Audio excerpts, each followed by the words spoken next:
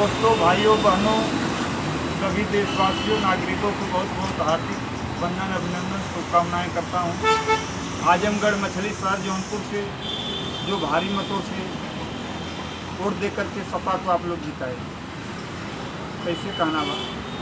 अरे छोड़ी के आजमगढ़ पर आई गई नैनी रहू, अब धर्मेंद्र भैया से कब होना टकरनी है नीरहू हो। छोड़ी के आजमगढ़ पर आई गई नीरहू हो, तो पाया में झट आई गई नीरहू हो।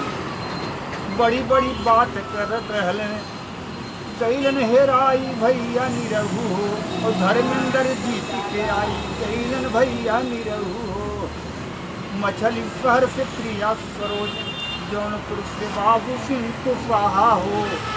समाजवादी पार्टी के जनता विजयी बनौल भैया नीरहू हो, उस पाया में झट फेलू काई गईलन भैया नीरहू हो।